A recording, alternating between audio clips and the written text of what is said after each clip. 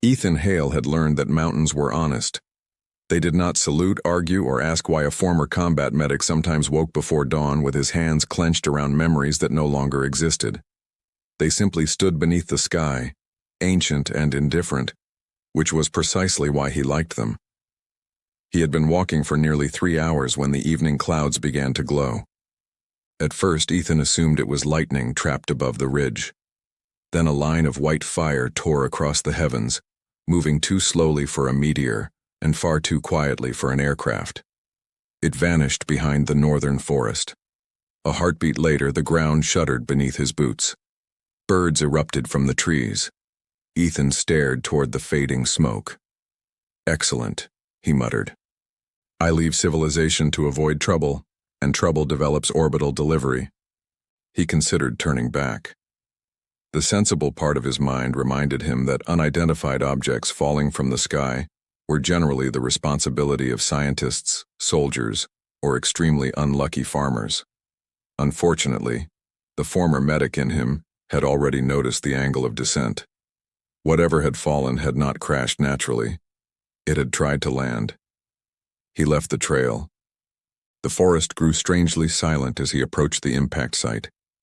Needles of pale light flickered between the trunks, bending around stones as though the illumination itself were searching for something. Ethan moved carefully, one hand near the emergency knife on his belt, though he suspected a knife would be a disappointing response to an alien invasion. The trees opened around a shallow crater. At its center rested a black structure shaped like a broken teardrop. Its surface reflected no firelight. Sections of the hull shifted slowly, metallic plates crawling over one another like wounded scales. Symbols glowed along its side, rearranging themselves whenever Ethan tried to focus on them. A narrow opening appeared. Cold air rolled from within, carrying the sharp scent of metal and something sweet, almost like crushed flowers. Ethan stepped closer. "Hello?" he called. The vessel answered with a burst of static. Then a calm mechanical voice said, "Unknown organism detected.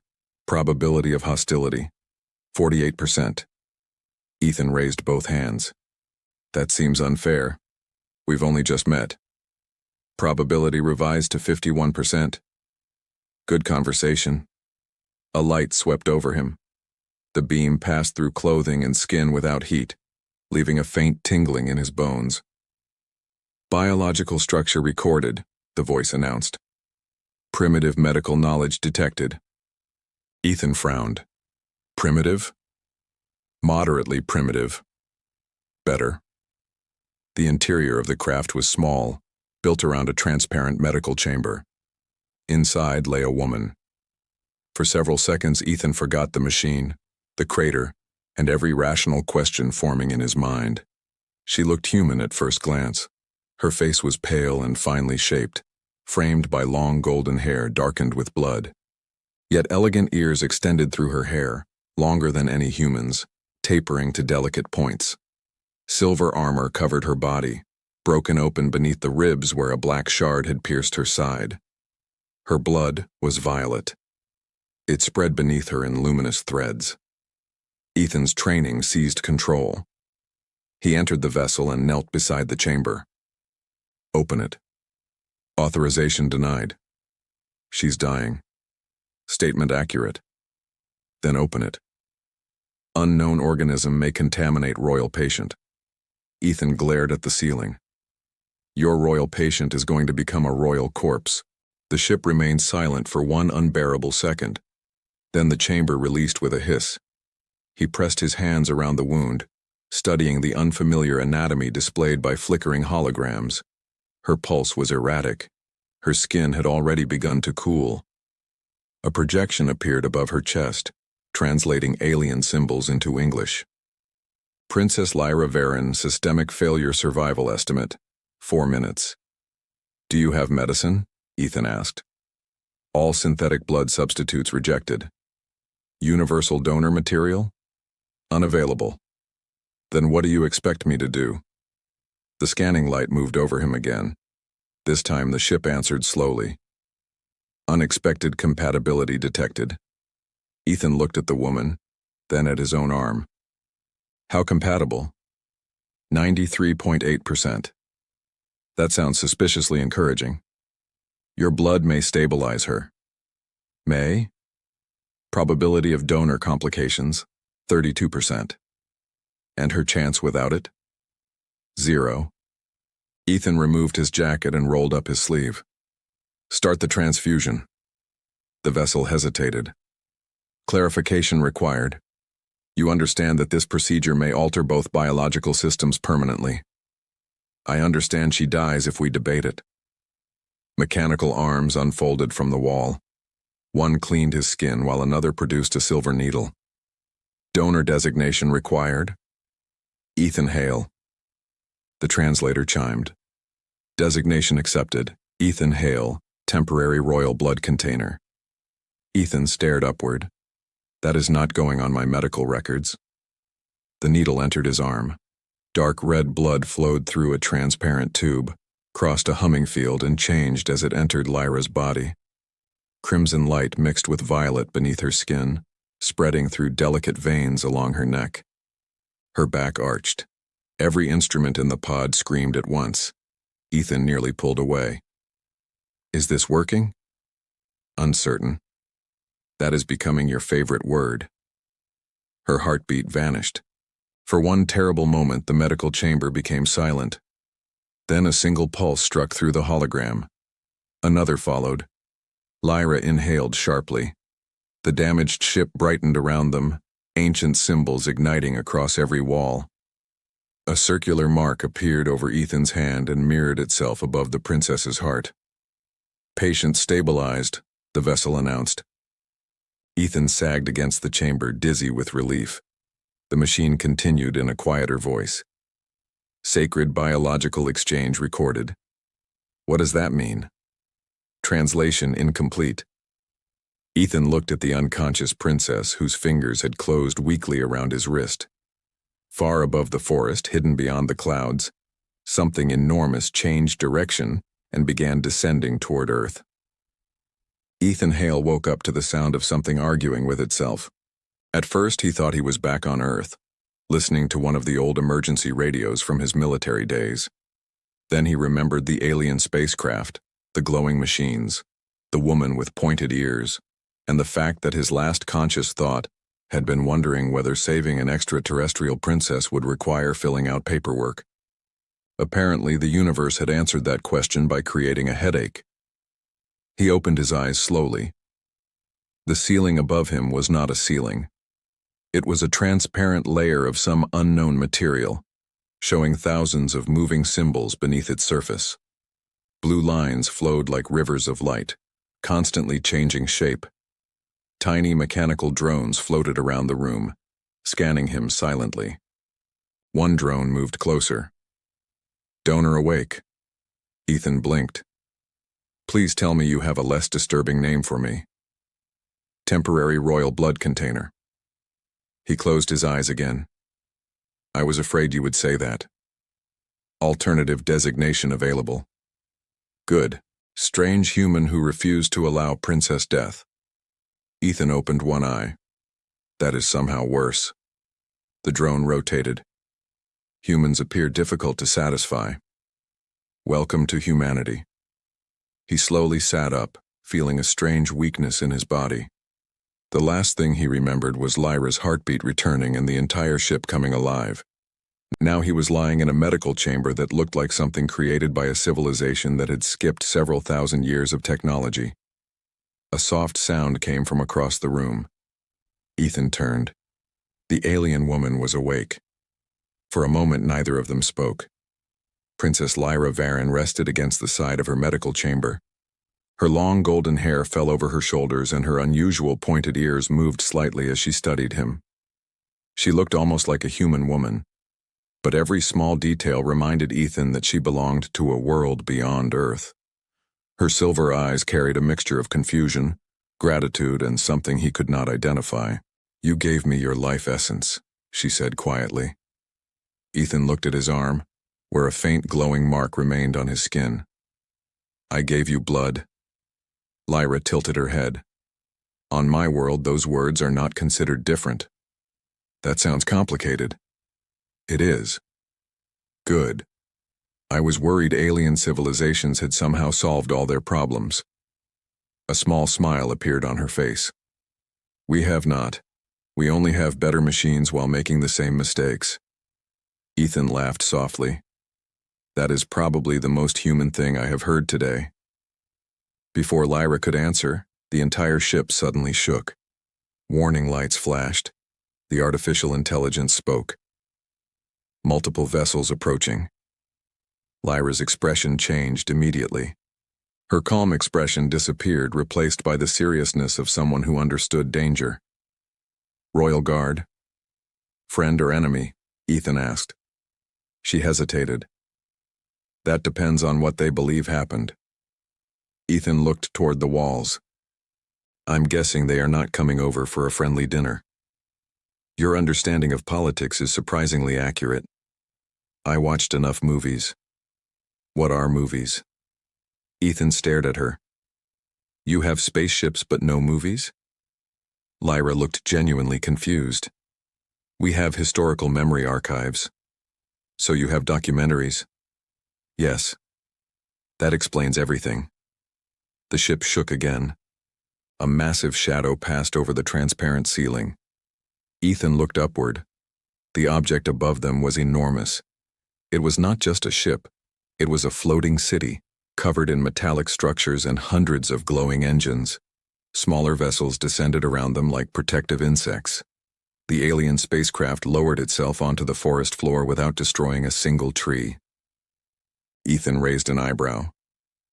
Okay, I admit it. Your parking skills are impressive. Lyra almost smiled. You joke when afraid? You notice when people are afraid? I was trained as a princess, and here I thought royal training was mostly waving. It includes diplomacy, strategy, combat, languages, and survival. Ethan looked at the elegant armor around her. Still think the waving part exists. The entrance of the pod opened. Dozens of armored soldiers entered. They wore advanced suits that moved like living metal, with weapons attached to their arms. Their helmets revealed faces nearly identical to humans, except for the long, elegant ears and the strange markings near their eyes. The soldiers immediately aimed their weapons at Ethan. Lyra stepped forward. Lower your weapons. The guards froze. Princess Lyra, identify the human. She looked back at Ethan. For the first time, Ethan noticed uncertainty in her eyes. This human saved my life.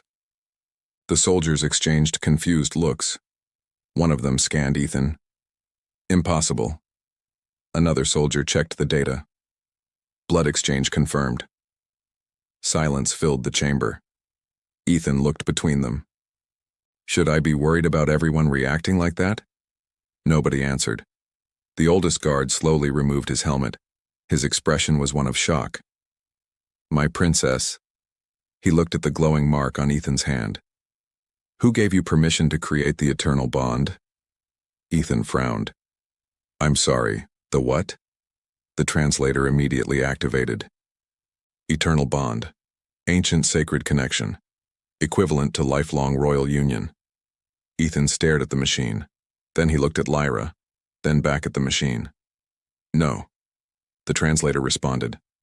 Yes. No, I mean that cannot be right. Correction. It is exactly right. Ethan rubbed his face. I saved someone from dying, and somehow I accidentally became married. The drone floated closer. Correction. You may have become married. May have? Royal legal systems are complicated. Ethan sighed. Great. Even aliens have complicated marriage laws. Lyra looked away, but Ethan noticed the faint color appearing on her cheeks.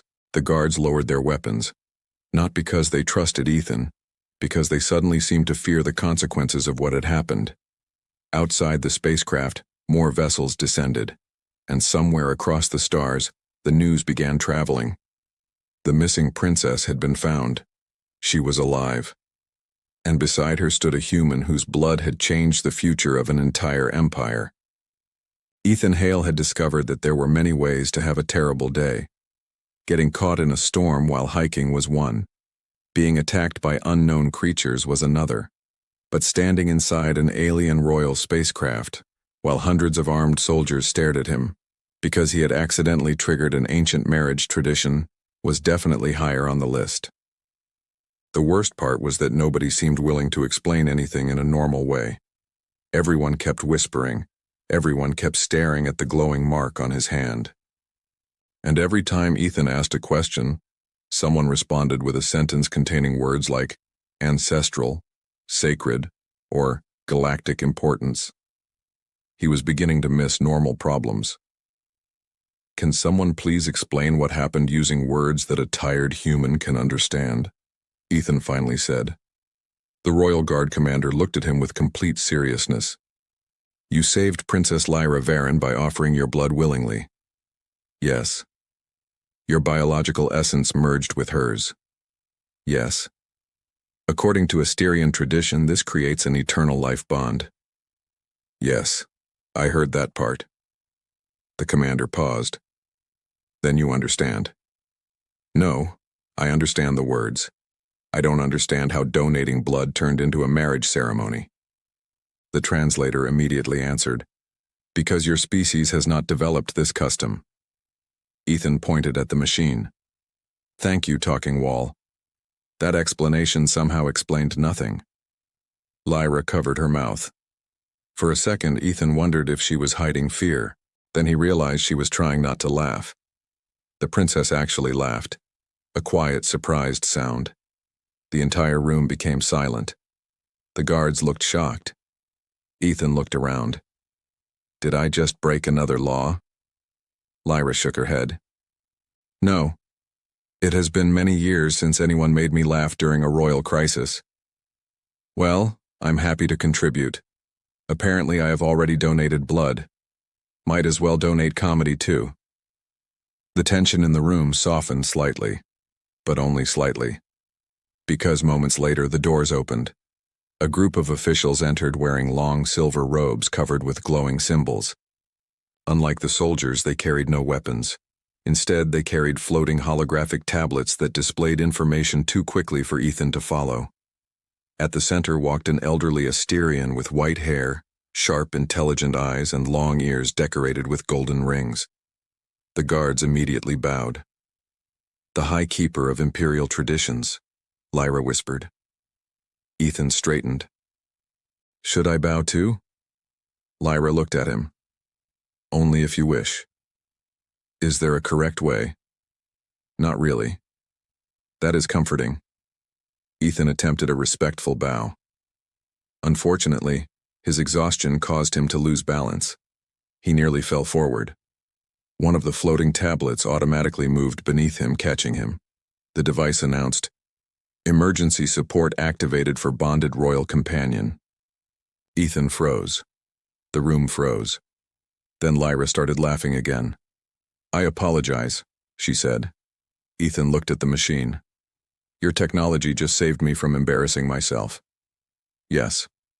And then immediately announced it to everyone. Yes. Your machines are very rude. The High Keeper studied Ethan carefully. Then, unexpectedly, he smiled. Human humor remains unusual. I'm choosing to believe that means good. It means confusing. Close enough. The High Keeper approached Lyra and examined the data surrounding her. The impossible has occurred. Lyra lowered her eyes. I know. No. You do not understand. The life bond has not appeared for almost 4,000 years. The room became quiet. The High Keeper continued. Our ancestors believed it was a connection between two beings whose lives were meant to cross. Ethan looked uncomfortable. Hold on. I want to make sure we are not skipping important details. Are you saying your civilization has an ancient prophecy about accidental blood donors? Not exactly. Good. It is about two souls connected by fate. Ethan sighed. That somehow sounds even more complicated. Lyra looked at him. You believe this is strange? I fell asleep in my house yesterday. Today I'm on an alien spaceship being told I might be married to a princess. Strange is not a strong enough word. The High Keeper looked at the glowing mark on Ethan's hand. Human, do you understand what you have done? Ethan looked at Lyra, then at the guards, then at the endless stars outside the ship. I saved someone. The High Keeper remained silent. Ethan continued. She was dying. I had a way to help, so I helped. Several officials exchanged surprised looks. The High Keeper's expression changed. Most beings would have considered the consequences first. Maybe. Power, wealth, royal status. Ethan shrugged. I wasn't thinking about any of that. Lyra watched him carefully. For the first time since waking, she seemed to understand something important about him. The High Keeper turned toward the officials. Record this. A holographic screen appeared. Human Ethan Hale saved Princess Lyra Varen without knowledge of the eternal bond. His action was not motivated by tradition, ambition, or reward. The High Keeper looked back at Ethan. Such choices are rare. Ethan scratched his head. So, are we done? Nobody answered. That worried him. Why is nobody answering? The translator spoke. Because the next step involves informing the Emperor and Empress. Ethan stared. Why does that sound like the beginning of another problem? Lyra gave him a small smile. Because it is. The spacecraft began moving. Outside, the stars stretched into endless rivers of light as the royal fleet departed Earth. And Ethan Hale, a man who had wanted a quiet life away from impossible situations, was carried toward the center of an alien empire where one simple act of kindness had become the greatest mystery in the galaxy. The first thing Ethan Hale learned about traveling through space was that it was much quieter than he expected. Movies had always shown spacecraft filled with alarms, explosions, and dramatic speeches from captains who looked like they had never experienced a bad day in their lives.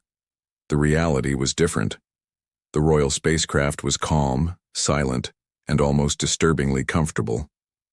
Ethan sat in a chair that adjusted itself every few seconds, trying to understand why it kept moving. Is this thing broken? He asked. The small floating drone beside him scanned the chair. Negative. Then why does it keep changing? The chair is adjusting to your physical condition. I'm sitting. Your body position indicates discomfort. Ethan looked down. I am uncomfortable because the chair keeps moving. Correction. The chair moves because you are uncomfortable. That sounds like something a machine would say to avoid responsibility. The drone remained silent. Then it replied. Your argument has emotional logic but lacks mechanical accuracy. Ethan sighed. I miss regular furniture. Across the room, Princess Lyra watched him with quiet amusement. Since leaving Earth, she had spent most of her time observing him. Not because she doubted him, but because she could not understand him. In her entire life, she had met diplomats, warriors, scientists, and nobles from hundreds of worlds. None of them had acted like Ethan. Everyone she knew calculated every action. Every word had a purpose. Every kindness had a hidden reason. But Ethan had simply given his blood because someone was dying. It was a simple decision, and somehow that simplicity confused an entire empire. You really are not afraid, Lyra said. Ethan looked at her. I am. That answer surprised her. You are? Of course. Then why do you continue acting calmly? He shrugged. Because panicking usually makes situations worse. Lyra smiled slightly. That is a very human philosophy. It's also a very practical one. Screaming at a spaceship probably won't make it fly better. The princess laughed softly. The sound still surprised the guards nearby. Apparently, royal laughter was a rare event. Ethan noticed. Do people here not laugh often? Lyra looked toward the stars outside. Royal families are expected to appear perfect. That sounds exhausting. It is. Well, good news. I'm terrible at being perfect. She raised an eyebrow. I noticed. Thank you. I did not mean it as a compliment. I accepted it anyway. Their conversation was interrupted when the spacecraft passed through a massive gateway in space. Ethan stopped speaking. Outside the window was something impossible. A city floating among the stars. Thousands of enormous structures connected by glowing bridges stretched across the darkness. Ships moved between towers like tiny insects. Artificial moons surrounded the city, projecting light across the metallic surfaces. The Asterian capital. Ethan slowly stood. Okay. Lyra looked at him. Okay. I was prepared to be impressed. And I was not prepared enough. For the first time since entering the spacecraft, Ethan looked completely speechless. Lyra watched his expression carefully. You truly have never seen anything like this. No. You are not pretending? Why would I pretend? I'm literally standing in front of a city in space. The princess smiled. Many beings become arrogant when they enter the imperial capital. Humans usually become quiet when they see something amazing. Usually? Usually. Some people also ask where the gift shop is. Lyra looked confused. What is a gift shop? Ethan stared at her. Your civilization can cross galaxies, but you don't have souvenir stores? We preserve historical artifacts. That is the fancy version of a gift shop. It is not. It absolutely is. The ship landed inside the royal docking station. The moment the doors opened, Ethan was surrounded by thousands of curious faces. News had traveled quickly. Holographic screens throughout the city displayed images of Princess Lyra's rescue and the human who saved her. Ethan noticed one image in particular. It showed him carrying Lyra from the damaged pod. The angle made him look much more heroic than reality. I need to speak with whoever made that image. Why? Lyra asked. Because they made me look like I knew what I was doing. You did know what you were doing. I was terrified. That does not change the result. It changes the story. Lyra looked at him thoughtfully. Humans are strange. I've been told. Inside the palace, Ethan finally met the Emperor and Empress. The throne room was unlike anything he imagined. Instead of gold and stone, the walls were made of transparent crystal containing moving galaxies. The floor responded to footsteps with waves of light. Ancient symbols floated in the air, recording thousands of years of history. The Emperor stood, a powerful figure with silver hair, long ears, and eyes that carried the weight of generations. Human Ethan Hale. Ethan stood straight. Yes, Your Majesty. You saved my daughter. Yes. Without expecting reward. Yes. Without knowing our traditions. Yes. The Emperor studied him.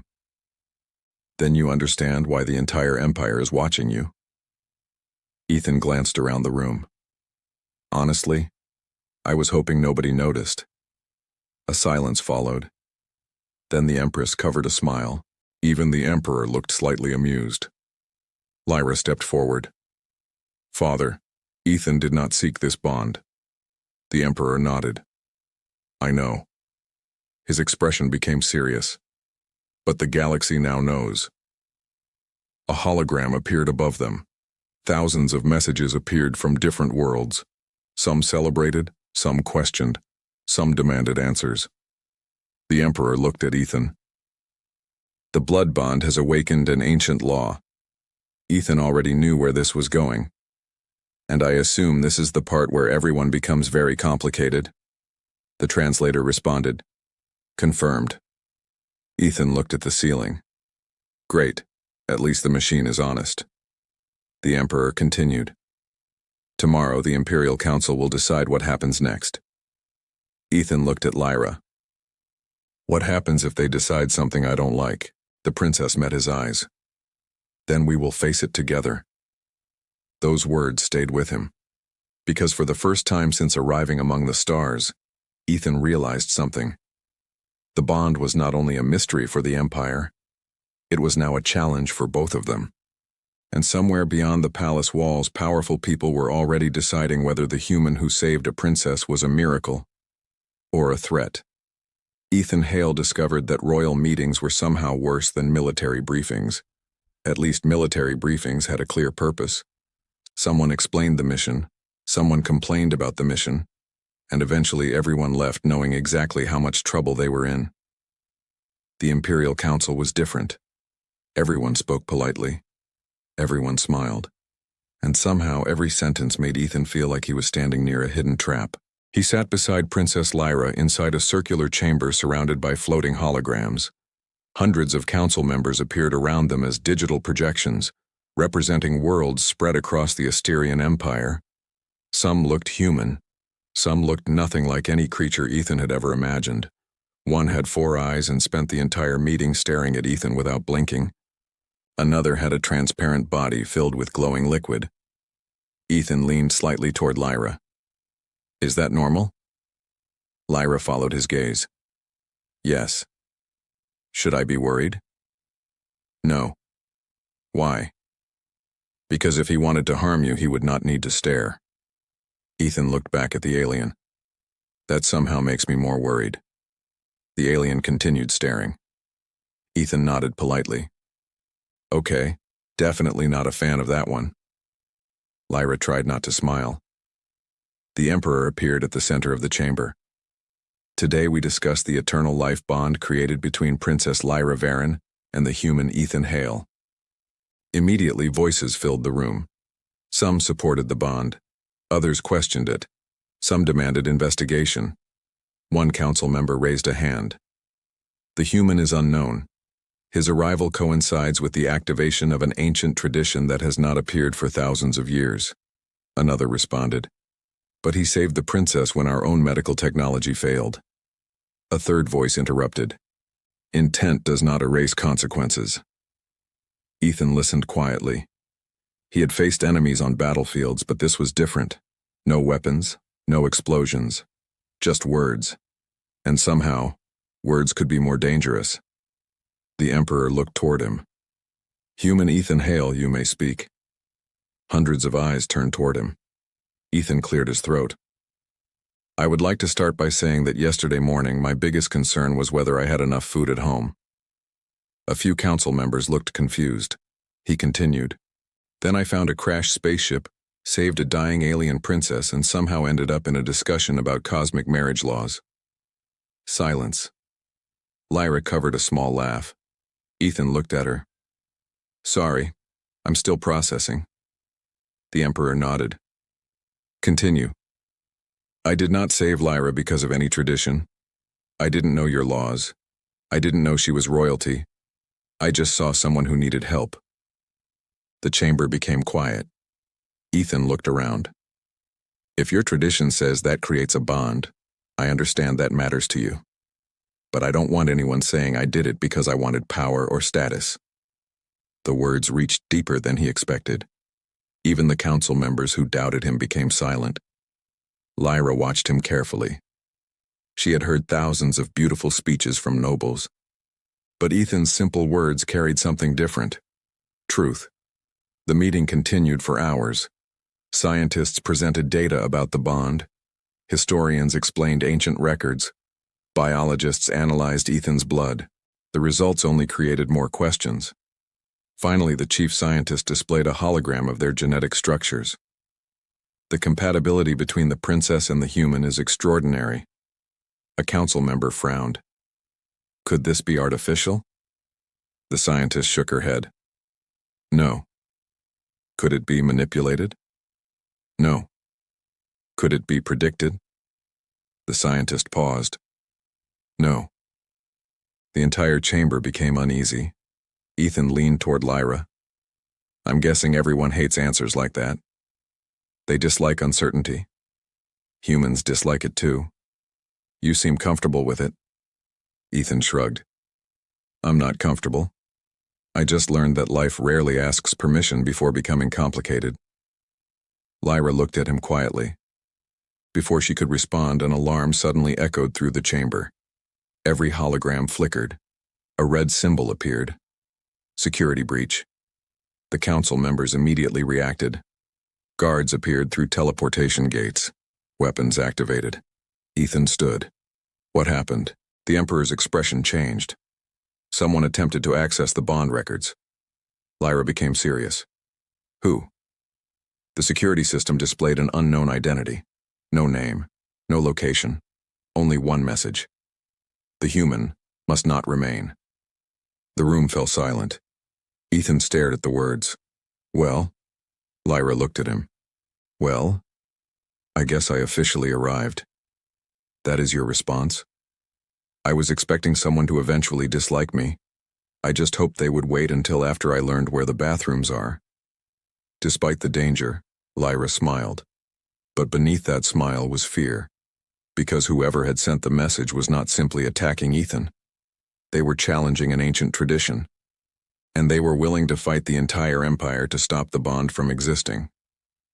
Later that night, Ethan stood alone near the palace window, watching countless stars.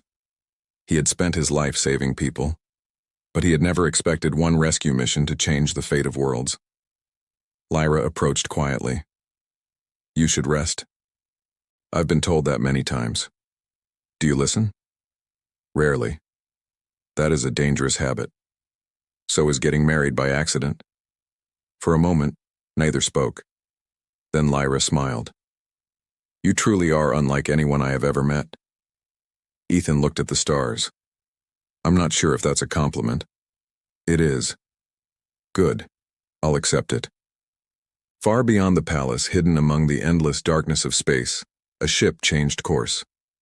Its mission was simple. Find the human. End the bond. And prevent the future the galaxy had waited thousands of years to see. Ethan Hale had begun to suspect that every important discovery in the universe came with a terrible side effect. Discover a new planet? Someone probably wanted to conquer it. Find an ancient civilization? Someone probably wanted to steal its technology. Save an alien princess with your blood? Apparently, you might accidentally create a cosmic marriage bond and become the center of a political crisis. At this point, Ethan was starting to believe the universe had a strange sense of humor. The problem was that everyone else seemed to take everything seriously. For 3 days, the greatest scientists of the Asterian Empire had been studying the connection between Ethan and Lyra. Every hour, another group of experts arrived with new scanners, new theories, and increasingly complicated explanations.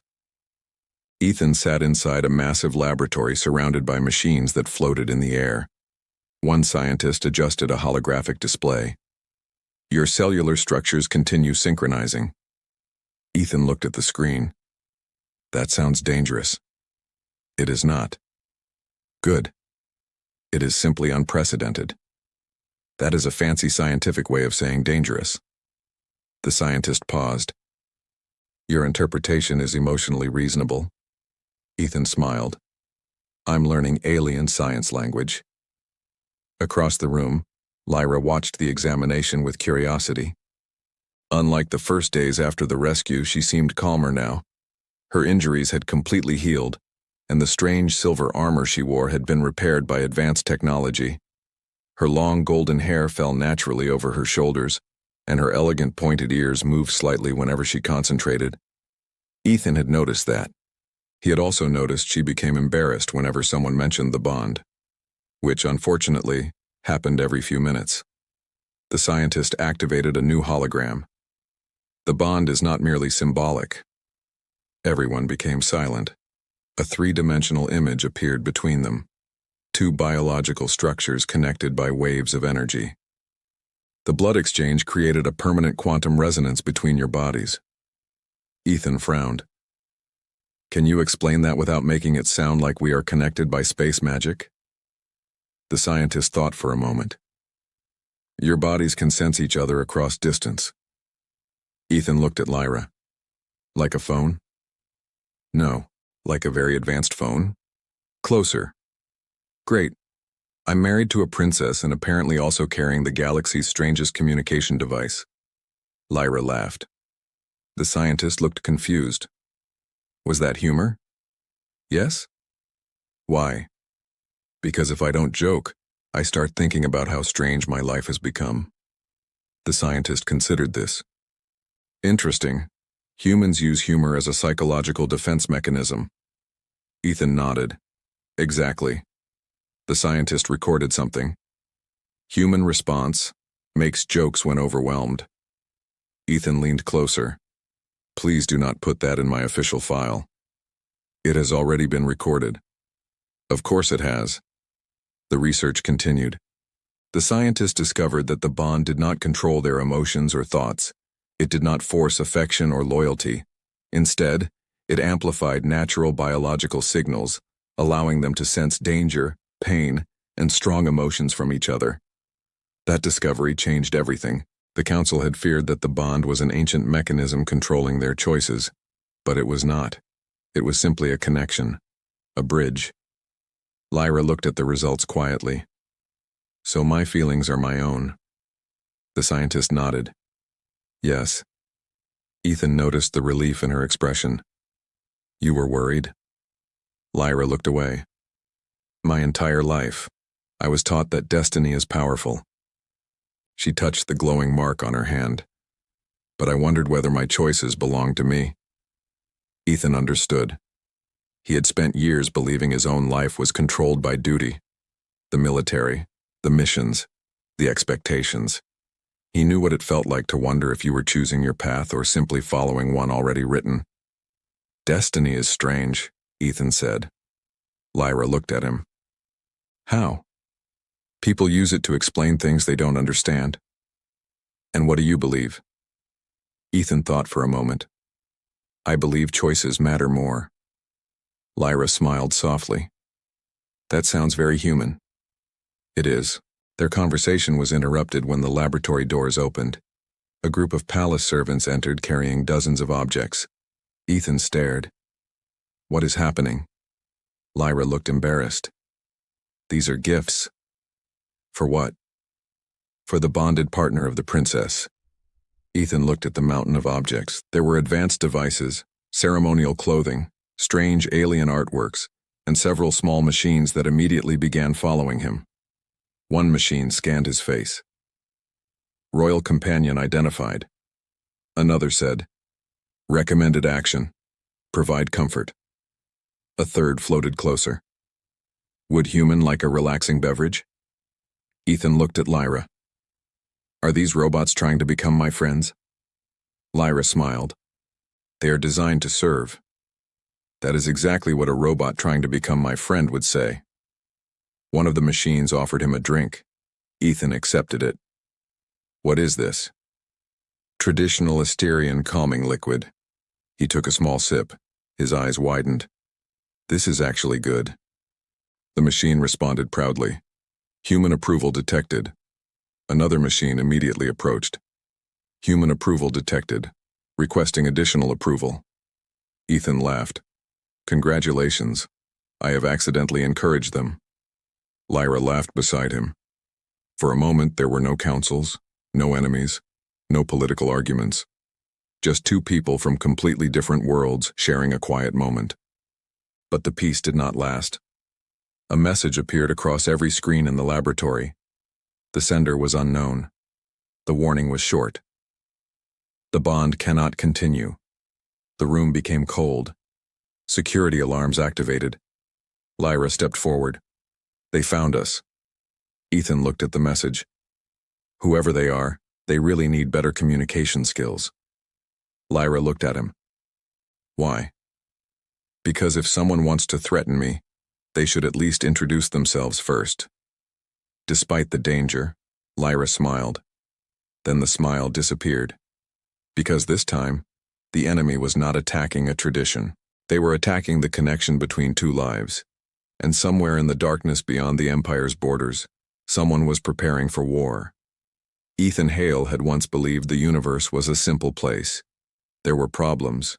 There were solutions. Someone got hurt. Someone helped. Then everything became complicated. Now he stood in the center of the Galactic Council chamber, surrounded by representatives from hundreds of worlds, preparing to decide the future of an ancient bond he had never asked for. He looked around at the endless alien faces. Some had glowing eyes. Some had mechanical bodies. Some looked almost human, and somehow, Ethan was still the strangest person in the room. A human from a small planet who had accidentally changed galactic history by donating blood. He looked at Lyra standing beside him. She wore her royal armor again, repaired and shining beneath the chamber lights. Her long golden hair rested over her shoulders, and her elegant pointed ears moved slightly as she listened to the council. She no longer looked like the frightened princess from the damaged escape pod. She looked like someone who had discovered her own strength. The Emperor stepped forward. Today, the council must decide whether the eternal life bond should remain recognized. The chamber became silent. A holographic image appeared above them. Two connected biological patterns. "The bond can be removed," announced the chief scientist. "Advanced procedures may separate the connection." Ethan listened carefully. "But?" The scientist hesitated. "There is risk." "How much?" The scientist looked uncomfortable. Both lives could be lost. The room fell quiet. The choice was clear. Remove the bond and return everything to the way it was, or accept a future created by a moment of compassion. Ethan looked at Lyra. "If you want to end this, I understand." Her eyes widened slightly. "You would accept that?" "Of course." "Even after everything?" Ethan smiled. "Lyra, I saved your life. That does not mean I own your future." The words moved through the chamber. Many had expected the human to demand his position, his power, his place beside the throne. Instead, he offered freedom. The Emperor watched him carefully. "Human Ethan Hale, you realize that by refusing control, you prove you deserve trust." Ethan shrugged. "I'm not trying to prove anything." "That is precisely why you have." Ethan looked away. He still found alien royal conversations confusing. Humans were much simpler. Usually, if someone said something complicated, another person just asked them to explain. Here, everyone turned it into philosophy. Lyra stepped forward. "I do not wish to remove the bond." The entire chamber focused on her. She continued. "When Ethan saved me, neither of us knew what would happen. The bond began with blood, but what came afterward was a choice." She looked at Ethan. "He showed me kindness without expecting anything. He challenged traditions without disrespecting them. He reminded me that being a ruler does not mean being distant from others." The council remained silent. Then Ethan whispered, "Are you sure you want to say all those nice things in front of everyone?" Lyra looked confused. "Why?" "Because now they expect me to give a speech." She smiled. "You dislike speeches." "I dislike being expected to have important thoughts." "You have many important thoughts." "Unfortunately." The translator immediately recorded, "Human displays humility through humor." Ethan looked at it. "Please stop analyzing my jokes." "Request denied." "Of course." The council laughed. Even several serious officials who had opposed him before could not hide their smiles.